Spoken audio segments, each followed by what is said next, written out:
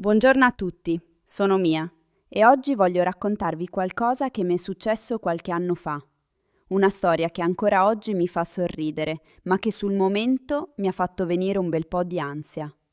È la storia di quando mi sono persa nella metropolitana per la prima volta in vita mia. Se non vi è mai successo, forse non capite subito di cosa parlo. Ma se invece avete vissuto qualcosa di simile, so già che state annuendo in questo momento. Quella sensazione di guardare intorno a voi e non riconoscere nulla. Quella piccola voce nella testa che dice dove sono esattamente? Era settembre. Uno di quei giorni di fine estate in cui il cielo è ancora azzurro, ma l'aria comincia a cambiare, a farsi più fresca al mattino. Ero appena arrivata in una città nuova per me, Milano. Non c'ero mai stata da sola. Avevo sempre viaggiato con la mia famiglia o con le amiche e qualcuno pensava sempre lui a organizzare tutto, i biglietti, il percorso, le indicazioni, ma quella volta ero sola, completamente sola. Avevo un appuntamento importante nel pomeriggio, dall'altra parte della città. Avevo guardato il percorso sul telefono la sera prima, avevo preso nota della linea giusta, della direzione, della fermata esatta.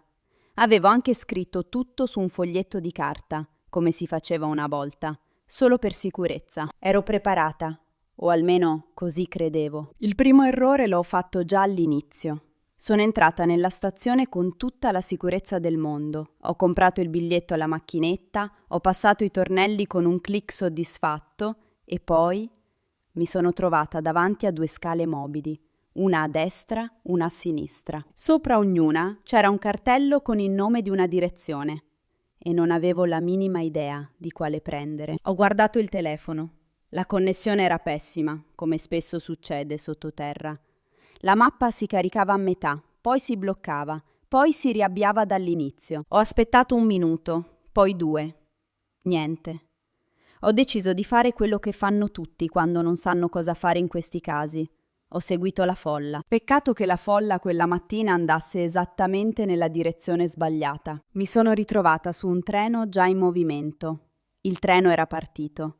Stavo guardando fuori dal finestrino e mi sono resa conto, lentamente e con crescente preoccupazione, che i nomi delle fermate che scorrevano sul display elettronico non corrispondevano assolutamente a nulla di quello che avevo studiato la sera prima. Linea sbagliata. Direzione sbagliata, fermata sbagliata, tutto sbagliato. Ho cercato di restare calma. Mi sono detta, va bene Mia, non è la fine del mondo.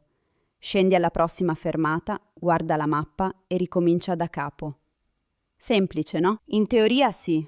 In pratica, quando sei sottoterra in una città che non conosci, quando il telefono ha poca batteria e ancora meno segnale, tutto sembra un po' più complicato del previsto. Sono scesa alla fermata successiva. Il nome era... aspettate che lo ricordo bene. Porta Romana. Ok, Porta Romana. Non sapevo dove fosse Porta Romana. Non sapevo quanto fossi lontana dalla mia destinazione originale. Non sapevo nemmeno con certezza da quale fermata fossi partita, perché la stazione d'ingresso aveva un nome lungo che avevo già dimenticato. Mi sono fermata al centro della banchina, con la valigia accanto ai piedi. Attorno a me tutti si muovevano veloci, con quella sicurezza automatica di chi conosce ogni angolo di quella città, di chi fa quel percorso ogni giorno da anni. Persone con le cuffiette nelle orecchie, persone con il caffè in mano preso chissà dove, persone con il giornale sotto il braccio e lo sguardo già proiettato sulla prossima cosa da fare. E poi c'ero io, con il mio trolley piccolo, il mio telefono quasi scarico, il mio foglietto di carta inutile e la faccia di chi è chiaramente, inequivocabilmente, perduto. Avete mai provato quella sensazione specifica? Quando siete in mezzo a tante persone, circondati da movimento e rumore e vita, ma vi sentite completamente sole con il vostro problema. Ho respirato lentamente. Ho cercato un cartello utile. Ne ho trovati tanti, forse troppi. Linea gialla, linea rossa, linea verde, uscite numerate, indicazioni per cambi, frecce che puntavano in ogni direzione. Le informazioni erano tutte lì, scritte chiaramente, ma il mio cervello in quel momento faceva fatica a elaborarle in modo ordinato. È una cosa strana questa.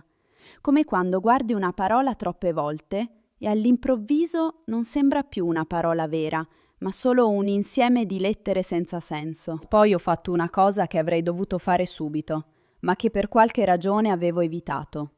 Ho chiesto aiuto. C'era una signora seduta su una piccola panchina metallica vicino alla banchina. Aveva una borsa grande di tela, un giornale aperto sulle ginocchia e una faccia tranquilla e riposata. Il tipo di persona che sembra sempre sapere esattamente dove si trova e dove sta andando. L'ho avvicinata con il mio italiano migliore, quello un po' formale e attento, che usi quando parli con qualcuno che non conosci e vuoi fare una buona impressione. E le ho detto: «Scusi, mi sa dire come arrivare a Cadorna? Mi sono un po' persa». La signora ha alzato gli occhi dal giornale, mi ha guardato un secondo valutandomi e poi ha sorriso.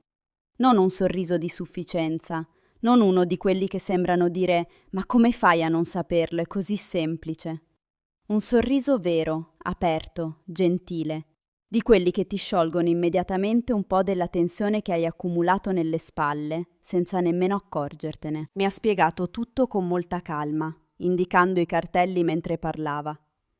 Dovevo prendere la linea verde in direzione nord, fare esattamente 2 fermate, scendere a una certa stazione e poi prendere la linea rossa per 2 fermate ancora. Semplice, diretto, chiaro. Era più facile di quanto pensassi. Ma senza di lei avrei probabilmente continuato a girarmi in tondo per chissà quanto tempo, perdendo l'orientamento e forse anche il mio appuntamento del pomeriggio. L'ho ringraziata con calore, forse anche un po' troppo entusiasmo. Lei ha fatto un piccolo gesto con la mano, uno di quei gesti italiani che valgono 1000 parole, come a dire «Figurati, non è niente, prego», e ha tranquillamente ripreso a leggere il suo giornale. Quella piccola cosa, quel momento di gentilezza spontanea da parte di una sconosciuta totale, mi ha cambiato completamente l'umore nel giro di 30 secondi.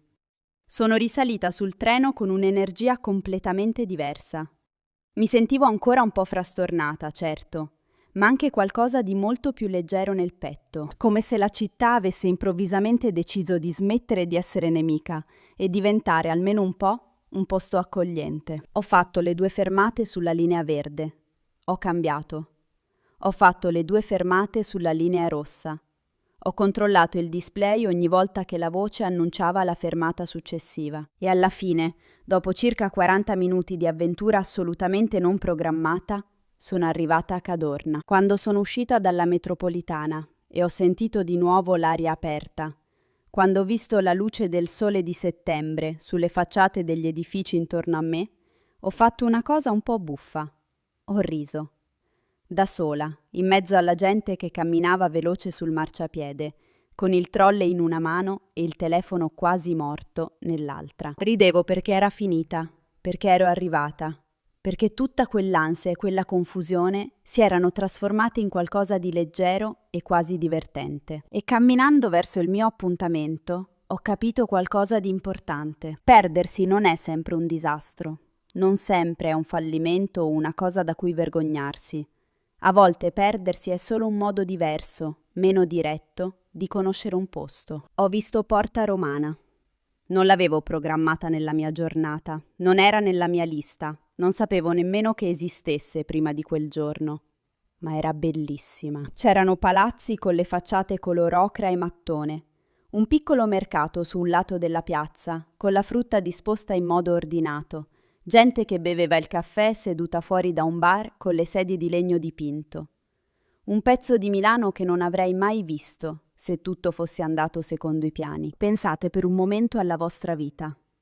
Quante volte vi siete persi, in senso letterale come me in quella metropolitana, oppure in senso più ampio nella vita quotidiana, e quella perdita si è trasformata in qualcosa di inaspettato ma positivo.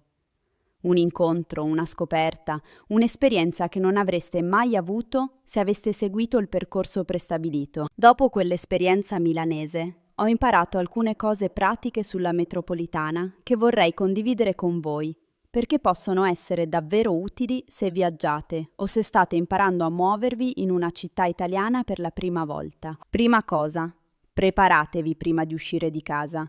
quando avete ancora la connessione internet buona e il cervello funziona bene, perché non siete ancora in mezzo al caos. Guardate la mappa, tracciate il percorso e se potete scaricate la mappa offline sul telefono. Quelle poche minute di preparazione valgono molto più di quanto sembri. Seconda cosa, e questa è importante. Cercate sempre la direzione finale del treno, non solo il numero o il colore della linea. Sulle banchine delle metropolitane italiane di solito c'è scritto il nome dell'ultima fermata del tragitto. Se sapete verso quale fermata finale state andando, potete capire subito se il treno è quello giusto oppure no. È il metodo più sicuro per non sbagliare direzione. Terza cosa, e forse quella più importante di tutte. Non abbiate paura di chiedere. Lo so che sembra scontato, lo so che a volte si esita per timidezza o per non voler disturbare, ma le persone, la grande maggioranza delle volte, sono gentili e disponibili. Quella signora con il giornale mi ha aiutata in meno di 30 secondi. 30 secondi che mi hanno risparmiato forse mezz'ora di confusione e girovagare senza meta. Non abbiate paura della vostra domanda. Chissà, aiuta volentieri. Sono tornata a Milano qualche mese dopo, in inverno quella volta. E la metropolitana non mi ha fatto nessuna paura. Sapevo già dove guardare, sapevo come leggere i cartelli, sapevo che se mi fossi persa di nuovo avrei potuto chiedere aiuto senza problemi. La città non era più un posto sconosciuto e un po' ostile, era diventata qualcosa di familiare, quasi di mio. È strano come funziona questo meccanismo della familiarità, no? La prima volta tutto sembra enorme e complicato, la seconda volta sembra già molto meno difficile di quanto ricordavate. E la terza volta vi muovete con naturalezza, come se ci foste sempre stati, come se quella città fosse sempre stata parte della vostra vita. Mi piacerebbe tanto sapere. A voi è mai capitato di perdervi in una città straniera o in un posto completamente nuovo? Come vi siete sentiti in quel momento? Avete chiesto aiuto o avete cercato di cavarvela da soli? Ce la fate a raccontarmelo nei commenti qui sotto? Adoro leggere le vostre esperienze, davvero con tutto il cuore. Ogni storia è diversa, ogni situazione ha il suo sapore e ogni racconto ci insegna qualcosa di nuovo sul mondo e su noi stessi. Se state usando questo episodio per esercitare il vostro italiano, vi faccio i miei complimenti sinceri. Scegliere di imparare una lingua ascoltando storie narrate in modo naturale è uno dei metodi più efficaci e piacevoli che esistano. Il vostro cervello lavora in modo diverso rispetto a quando studiate la grammatica su un libro.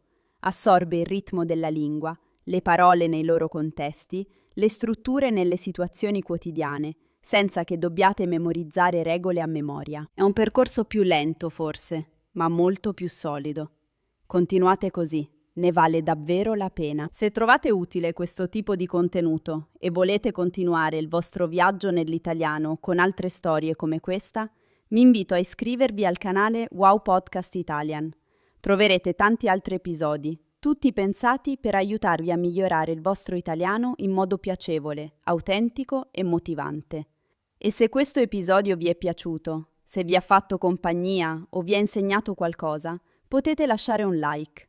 È un piccolo gesto che però aiuta tanto il canale a crescere e a raggiungere altre persone che vogliono imparare l'italiano. La prossima volta che vi troverete in una metropolitana sconosciuta, in qualunque città del mondo, pensate a me e alla mia faccia confusa sulla banchina di Porta Romana in quel mattino di settembre. E ricordate, anche perdersi a volte può portarvi esattamente nel posto giusto. A presto, con un'altra storia. Buona giornata a tutti. E buon italiano.